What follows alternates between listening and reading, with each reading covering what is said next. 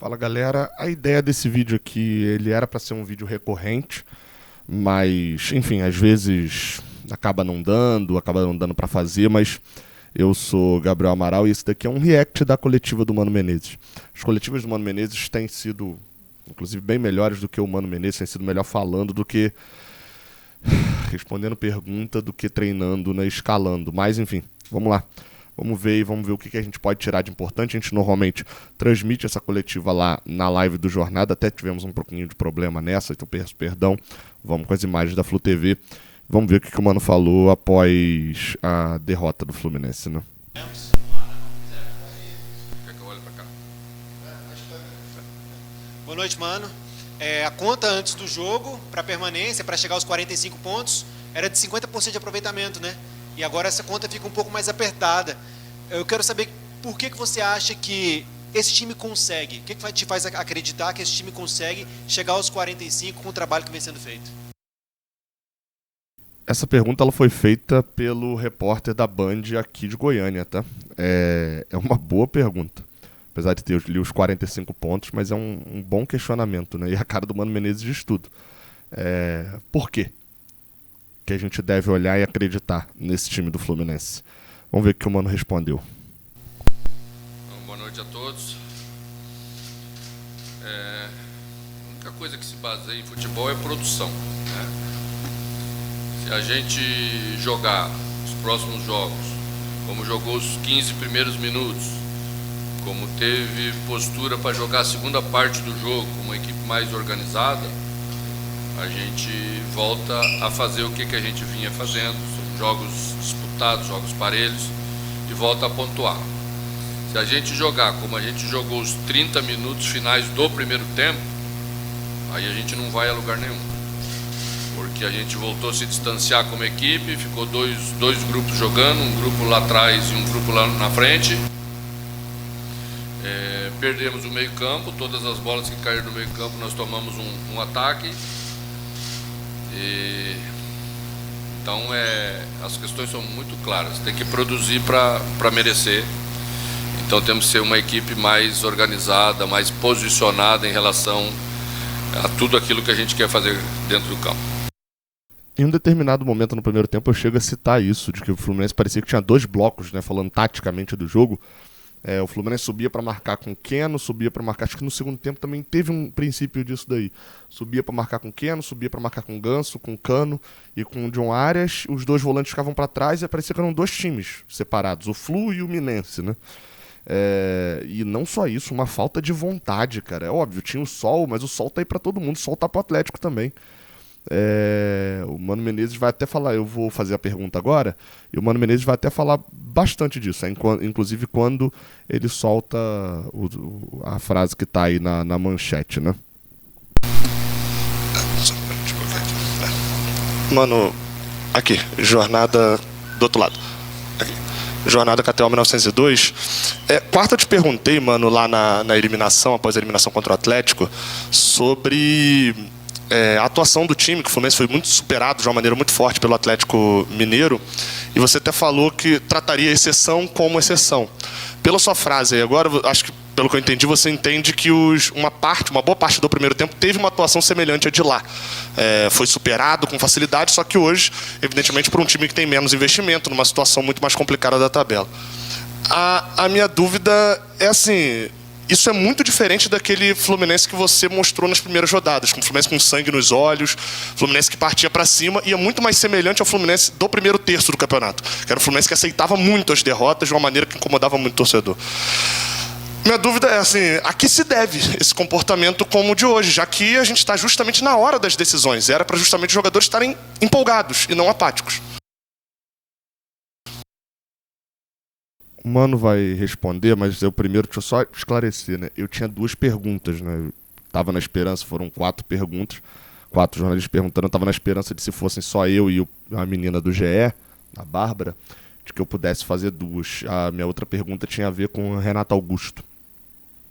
Terãs, John Kennedy. Eu queria entender o que está levando esses jogadores que são tão importantes, têm muita qualidade, a não estarem sendo relacionados ou não entrarem em campo. Tinha o Marquinhos também, mas o Marquinhos entrou em campo nesse jogo. E especificamente do Renato Augusto, que eu quero entender o que o Renato Augusto faz de tão bom, que faz ele ser relacionado todo jogo, não é igual o Terãs e o John Kennedy, que ficam de fora de relação, mas o que ele faz de tão ruim que faz ele ser relacionado, mas nunca jogar. Só que, obviamente, essa pergunta tinha um contexto muito mais importante, que era por que o time está tão apático. E a clareza com que o Mano Menezes vai responder é algo que me preocupa. Olha isso só.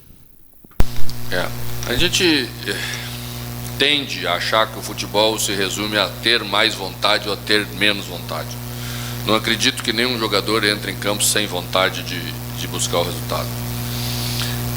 Mas a maneira que você vai buscar é muito importante. E tu tocaste num ponto que é o ponto que eu sempre deixo claro. Quando você não faz a tua parte como equipe, os outros fazem. Seja em que lugar da tabela estiver, seja com quantos milhões fizer o seu elenco, seja a sua capacidade de investimento. No Brasil é assim, né? Se o primeiro colocado não fizer bem o seu jogo, o último colocado ganha dele. E aí, então a gente precisa voltar a fazer bem o jogo que a gente quer fazer, tá? Acho que a gente está disputando menos o jogo quando o jogo fica ruim. Quando o jogo fica bom, aí você tem volume, daí você escolhe como você quer construir o seu jogo. Vou travar aqui rapidinho só pra falar um ponto. Você vê que ele começa falando que a gente tende a achar que os jogos é decidido só na base da vontade, né? E aí ele fala, não é e tal. E depois ele dá uma resposta totalmente dizendo que tem faltado vontade. Quando você não faz a sua parte, o outro time faz, ele ganha de você. A gente tem dividido muito pouco, ou seja, dividida é vontade. Quando a gente, né, quando tá com resultado adverso, como ele falou, a gente tende a largar o jogo. Quando tá com resultado positivo, e isso dá até fazer uma metáfora. O Fluminense, enquanto estava tudo bem, mil maravilhas no ano passado e até no início desse ano, o Fluminense construiu o mundo que ele quis. Agora, quando começam os resultados adversos que teve no primeiro semestre, ficou sem ter ele em julho e agosto e volta a ter agora, principalmente em setembro, entra em parafuso, seja dentro ou fora de campo. Vamos continuar ouvindo a resposta. Nosso problema está sendo quando o jogo está ruim, quando nós temos menos bola porque estamos cometendo erros que não podemos cometer como equipe. É isso que nós precisamos resolver. Já falamos sobre isso no intervalo. Hoje eu falei sobre isso com a equipe no intervalo. Falei que os 30 minutos finais do primeiro tempo, ou talvez um pouquinho menos, não quero ser preciosista, é um jogo vergonhoso para uma equipe da nossa qualidade. Então nós não podemos apresentar isso para o nosso torcedor, apresentar isso como equipe, para o que temos, independentemente do adversário que nós vamos enfrentar. Temos que ser uma equipe mais próxima do que foi a equipe do segundo tempo, uma equipe organizada, uma equipe que procurou com mais lucidez encontrar. Você pode ter dificuldade, você pode encontrar um adversário bem postado, você pode tudo. Só não pode não ser uma equipe que saiba como fazer e como resolver seus problemas. Acho que ele até dá uma confundida no final, né? Uma equipe que não saiba, né, como fazer ou como resolver seus problemas. Cara, é muito raro a gente ver um treinador chamando uma atuação do time dele, seja por minutos, de vergonhosa, cara. Eu confesso que eu tô muito preocupado, porque o Mano Menezes conseguiu entusiasmar essa galera. O elenco do Fluminense é um elenco muito duro. Eu lembro que o Phil falava isso quando da demissão do Diniz, que quem seria o treinador que chegaria e entraria nesse vestiário de queixo erguido, botando todo mundo para sentar no banco. E o Mano Menezes parecia ser esse cara, né? O Mano Menezes, eu vou lembrar, há poucas semanas agora ele barrou o Marcelo, barrou o Felipe Melo, o Mano Menezes escanteou uma série de jogadores, o Mano Menezes chega, vamos lembrar. O Felipe Melo era titular, o Douglas Costa entrava em todo jogo, aí você tinha esperança no Gabriel Pires. O Fluminense tinha uma série de jogadores que não estavam nem aí pro Fluminense, que Felipe Alves era o goleiro reserva. E ele faz essa primeira parte. Agora, eu não sei o tamanho da bronca dessa eliminação com o Atlético Mineiro. A comparação que eu fiz aí nas redes sociais, até aqui no YouTube mesmo, é que os jogadores estavam na esperança de ser campeão de alguma coisa. Não vai ser campeão? Largaram o ano. E aí, esses jogadores parecem ter esse perfil. Agora, se o Mano Menezes está indo pra coletiva chamar a atuação de vergonhosa, é porque no privado ali, as broncas, etc., já não estão funcionando. E aí, o Mano Menezes vai ter que ser radical. Em 2009, o Fluminense teve uma virada de chave radical nas últimas 12 rodadas, 11 rodadas, exatamente no momento que a gente está agora. A situação era muito pior, é claro. Mas teve uma mudança de chave bizarra, afastando, até quase no nível do que a gente teve agora, até maior. O Mano Menezes vai precisar fazer isso. Vai precisar ter um choque de gestão, porque senão não vai demorar muito, ele vai acabar pedindo para sair. Não tem condições. Existe um grupo de vestiário do Fluminense que tomou conta da situação. E aí a gente vai parecer cada vez mais com o Cruzeiro 2019, né? Vamos para outra pergunta, que essa aí foi um erro inacreditável dele. Mano, Bárbara Mendonça, GE. Globo, tudo bem?